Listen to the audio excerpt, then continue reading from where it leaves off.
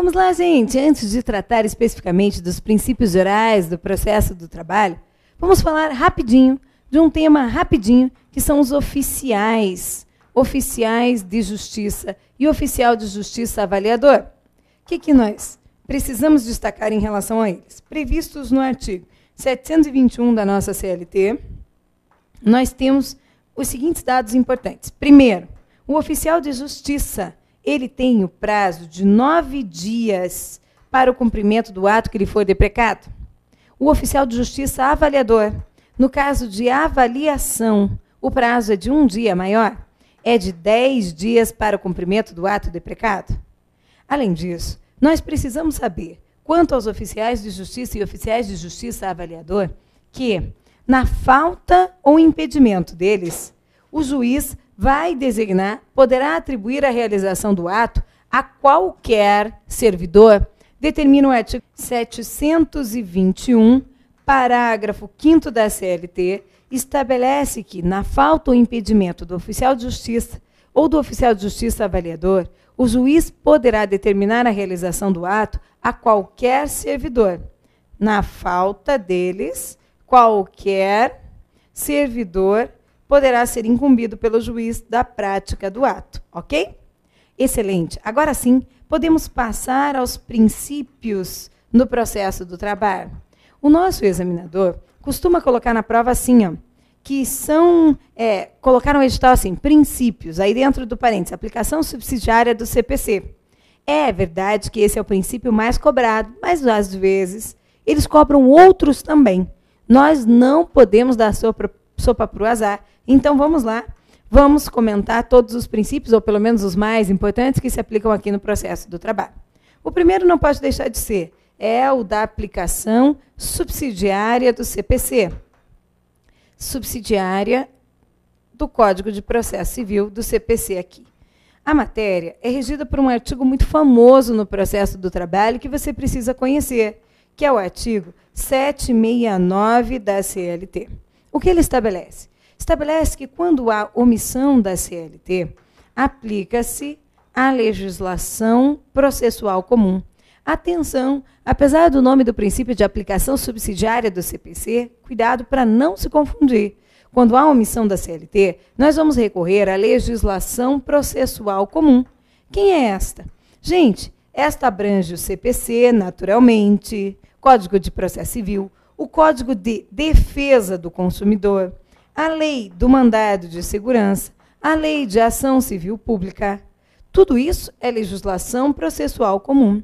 Quando há omissão da CLT, nós aplicamos esta legislação processual comum desde que, além da omissão, exista compatibilidade. Compatibilidade entre o quê e o quê?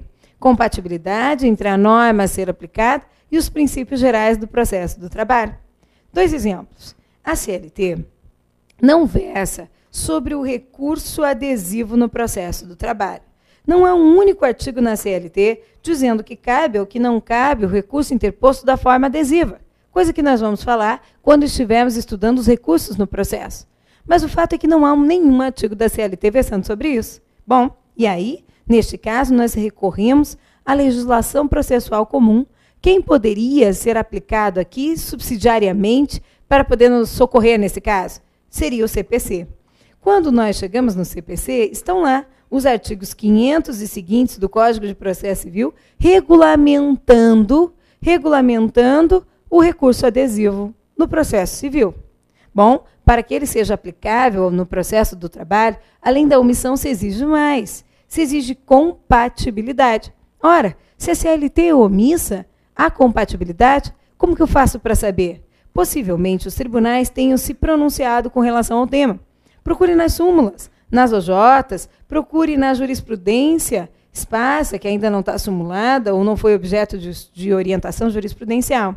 Bom, mas daí na doutrina também, quando nós vamos procurar saber se o TST já se pronunciou quanto ao tema, encontramos a súmula 283, que diz que sim, cabe recurso adesivo no processo do trabalho, que diz que se aplica o CPC no processo do trabalho, diz que cabe lá, como nós ainda vamos estudar, nas hipóteses de RO, RR, Embargos, que é embargos ao TST e recurso adesivo?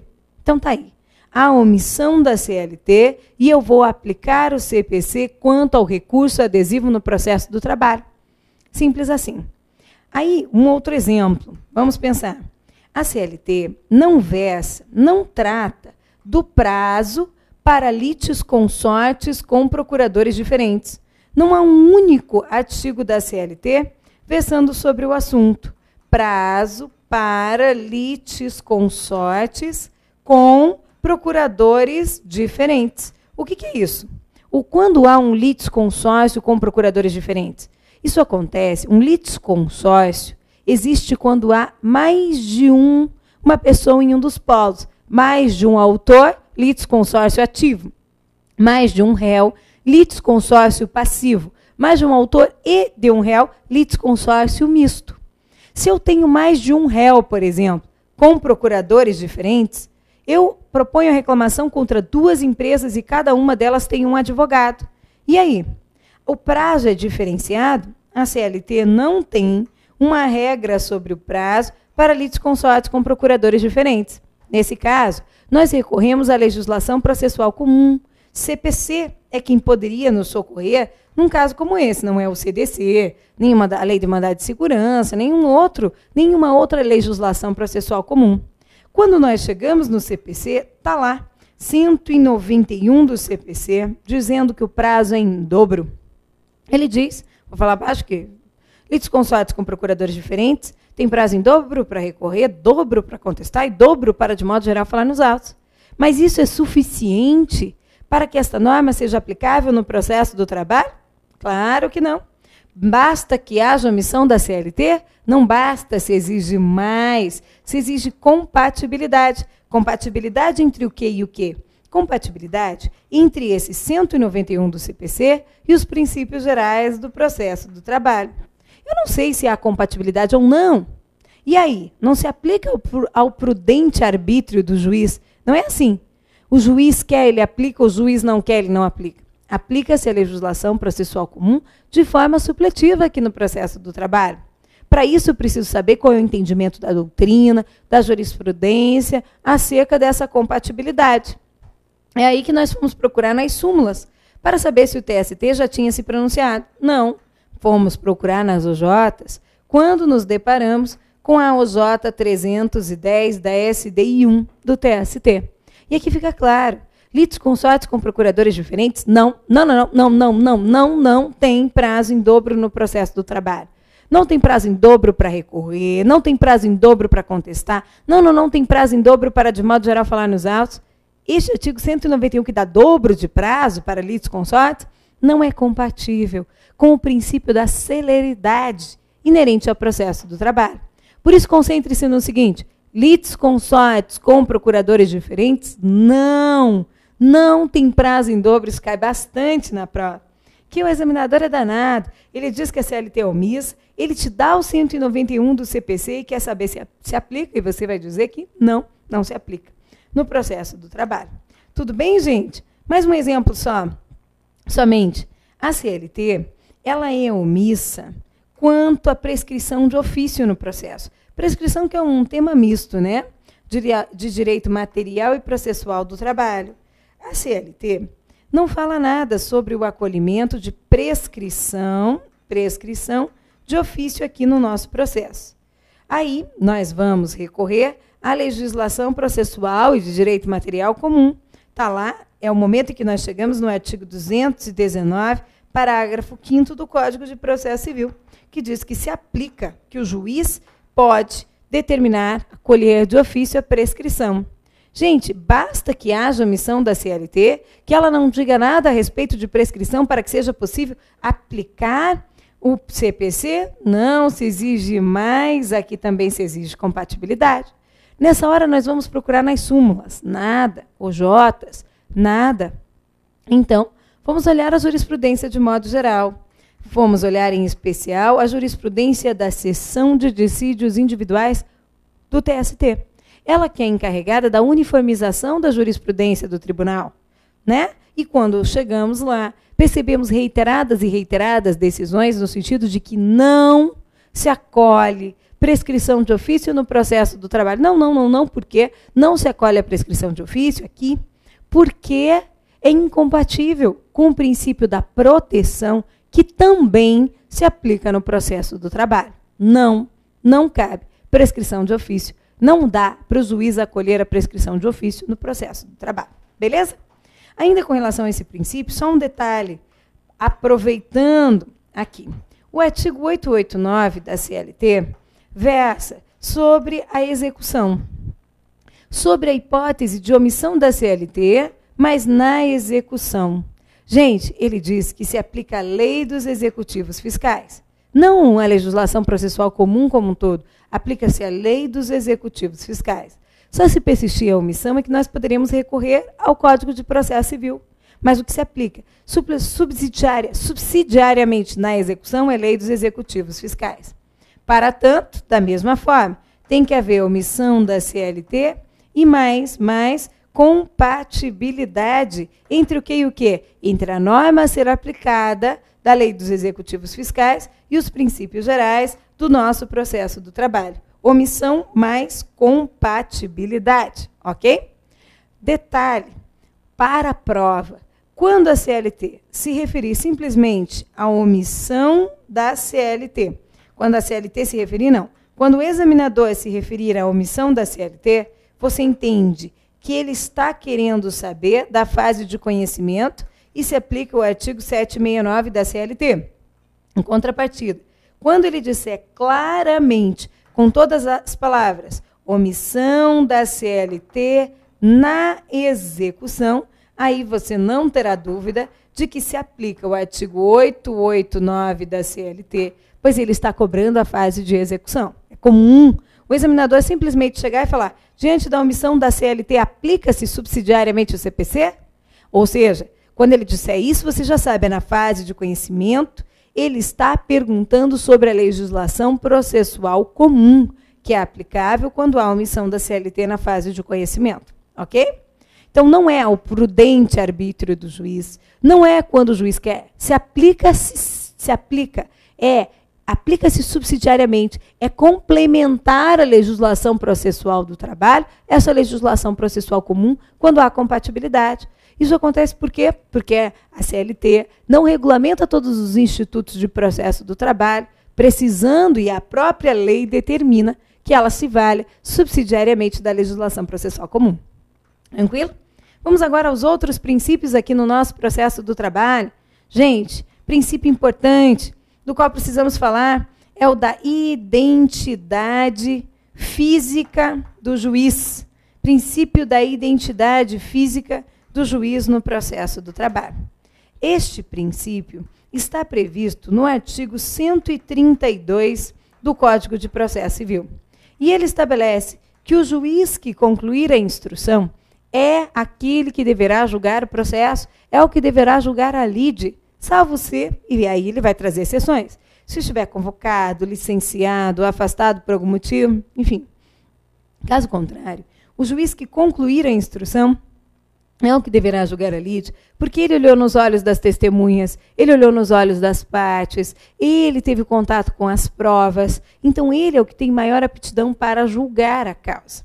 O que você vai levar daqui é o seguinte, eu vou só relacionar os artigos, as palavras-chave, porque você tem no material aí o conceito desses artigos e os detalhes a respeito deles, né, de cada princípio. Aí veja, o detalhe importante aqui é que ele aplica-se no processo do trabalho. Por muito tempo se sustentou que ele não se aplica. Depois, o que aconteceu foi que a jurisprudência já passou a entender que ele se aplicava à doutrina no processo do trabalho, mas ainda assim, para as provas, caía o disposto na súmula 136 do Tribunal Superior do Trabalho e súmula 222 do STF. Mas, agora, recentemente, essa súmula 136 do TST foi cancelada. Com o cancelamento, acabou a dúvida. O TST finalmente reconheceu que o princípio da identidade física do juiz se aplica no processo do trabalho. A súmula 222 do STF ainda não foi cancelada, mas ela precisa ser cancelada. Para você ter uma ideia, ela ainda se refere a juntas de conciliação e julgamento, Por isso, você não precisa segui-la nas provas. Como assim? Por que o fato dela se referir a juntas de conciliação e julgamento é determinante para podermos afirmar que ela não é aplicável mais? Veja, gente, o princípio justificava-se, aí é claro que você não precisa anotar, é só para você sentir a matéria. Justificava-se a inaplicabilidade do princípio da identidade física do juiz pela existência das juntas de conciliação e julgamento. Lembra como era antes, quando elas existiam? Então, tinha lá um juiz presidente, togado, concursado, e outros 2 juízes classistas, um representante dos empregados e o outro representante dos empregadores. Os julgamentos se davam pelos 3, pelo colegiado. E aí o que acontecia era o seguinte, assim, ó, aí se havia grande rotatividade entre esses 2, ó, os classistas, os que não eram concursados, os representantes dos empregados e dos empregadores.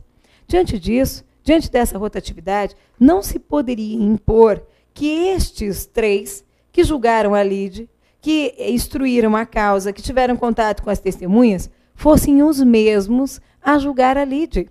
Assim, entendia-se que o princípio da identidade física do juiz era inaplicável no processo do trabalho. Mas, gente, desde 99, lembra? Com a emenda constitucional 24 de 99, já não existem mais juntas de conciliação e julgamento na Justiça do Trabalho. Portanto, nada mais impedia a aplicação do princípio da identidade física do juiz. E é assim. Hoje nós temos o reconhecimento tanto da doutrina, que já vinha há muito tempo, como do TST, de que é um princípio que se aplica no processo do trabalho. E agora, com toda certeza, você pode chegar na prova tranquilamente e dizer que se aplica no processo do trabalho. Mas e a súmula 222? Desconsidere. Ela vai ser revisada. Esse entendimento não prevalece de jeito nenhum mais, sobretudo agora, depois do cancelamento da súmula 136. Beleza?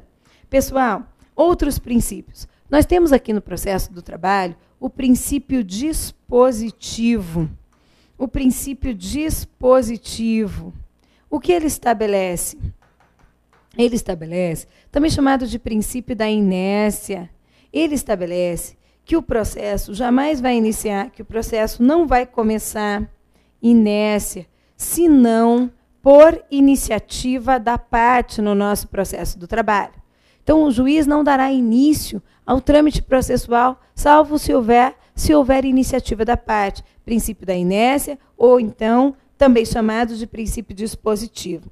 O problema aqui é que nós temos exceções a este princípio, exceções que estão previstas nos artigos 39 da CLT e também no 856 da CLT.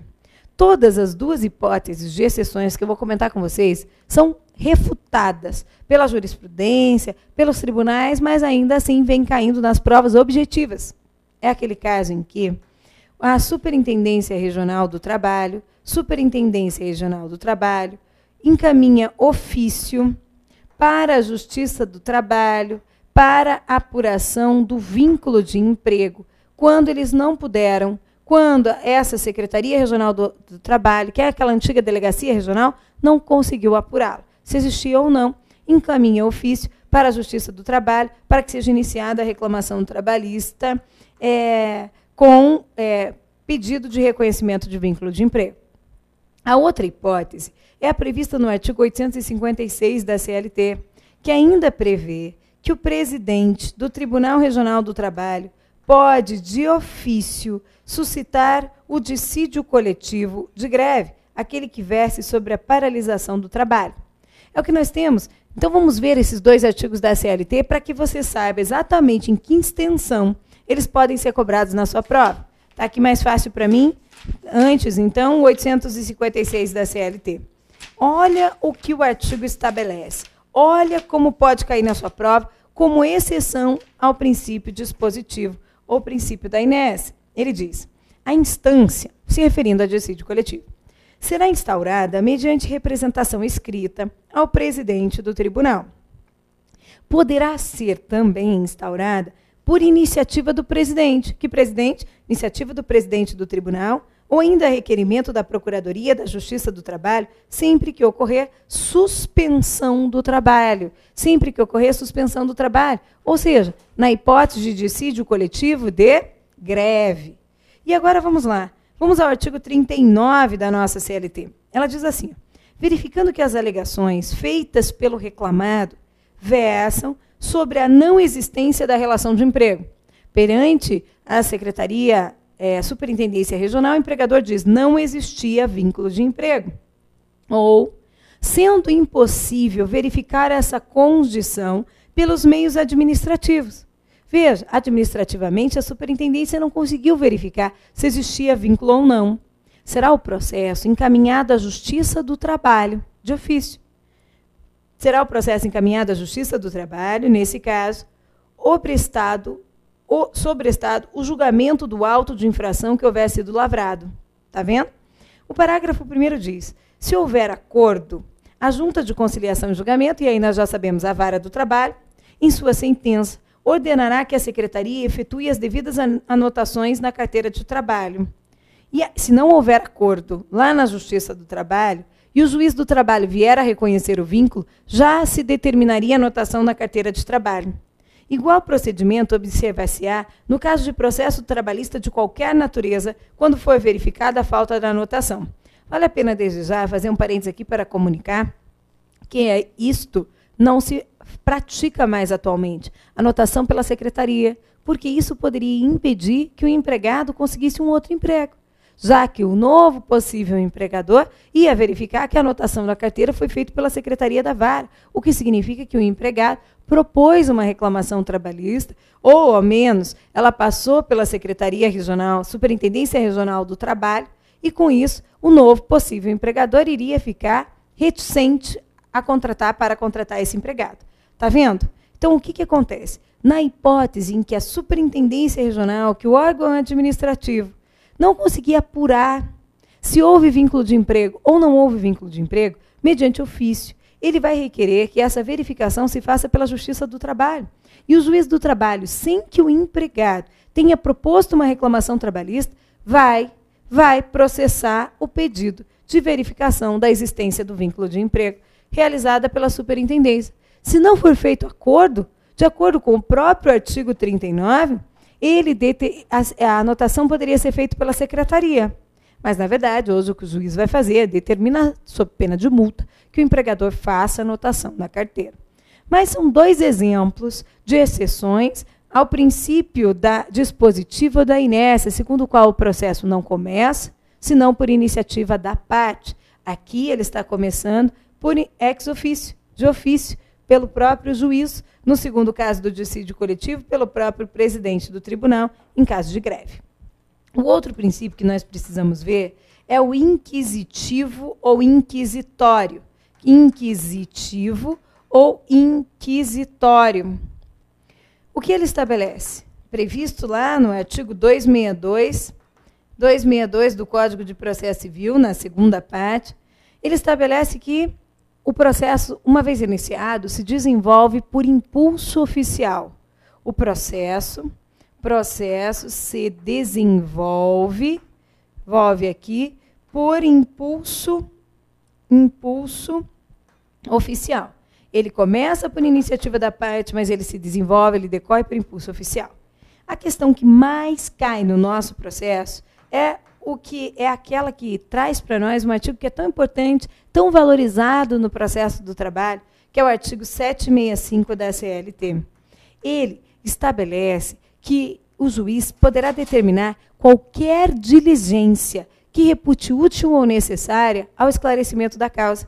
O juiz, diz o artigo 765, observe bem, velará pelo rápido andamento das causas, o juiz podendo determinar quaisquer diligências que repute úteis ou necessárias ao esclarecimento da causa. Você percebe que esse artigo, ele tem um quê de impulsionar o processo?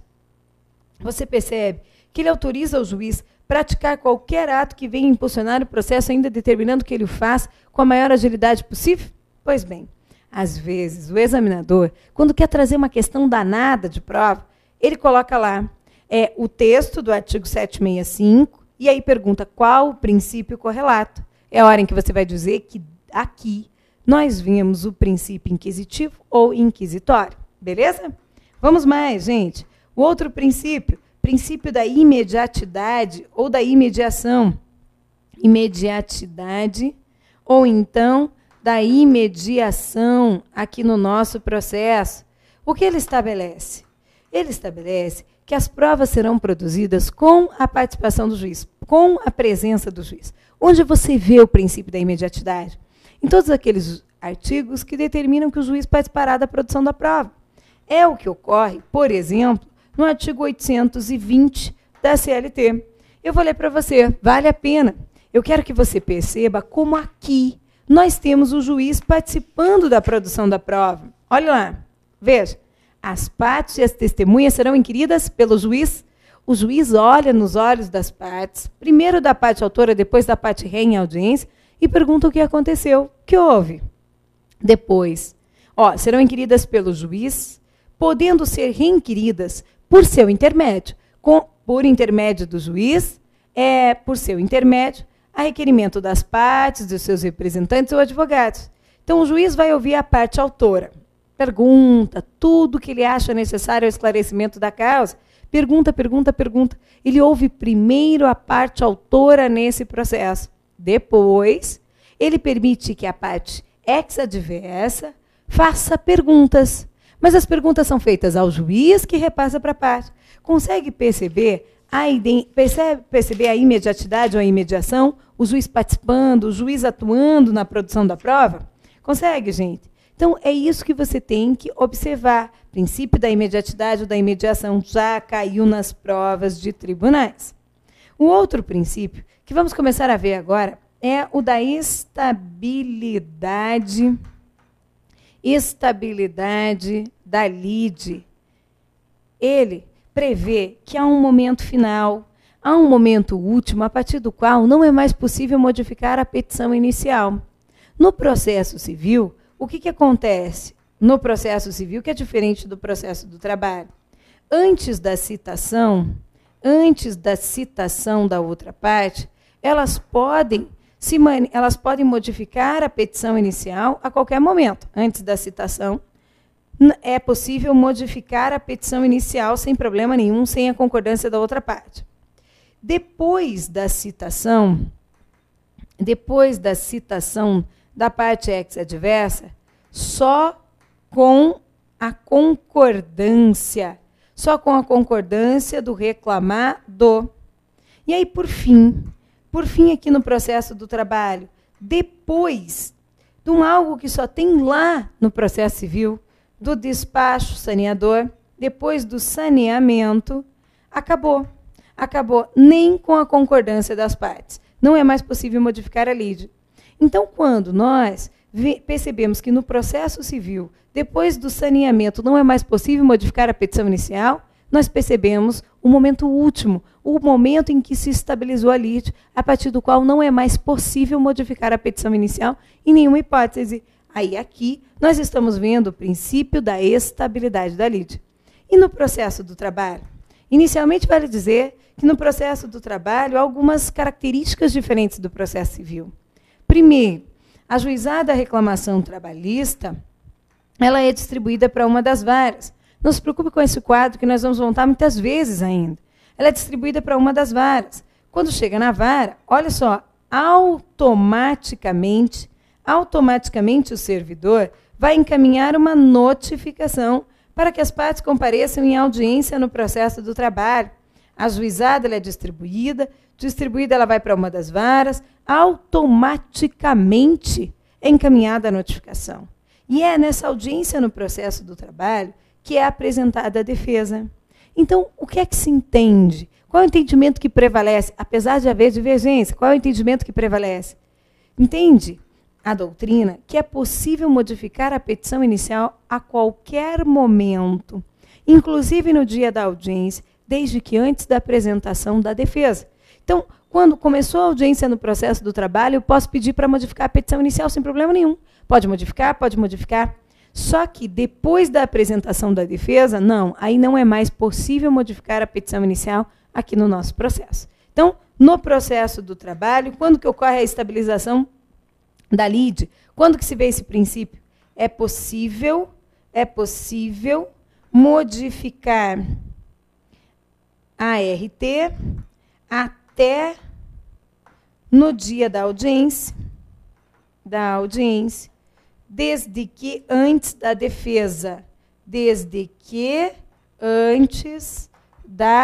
defesa, da apresentação da defesa aqui no nosso processo. Tudo bem até aqui então, gente? Beleza. Vamos agora no nosso próximo bloco continuar a falar dos princípios no processo do trabalho. Estou te esperando.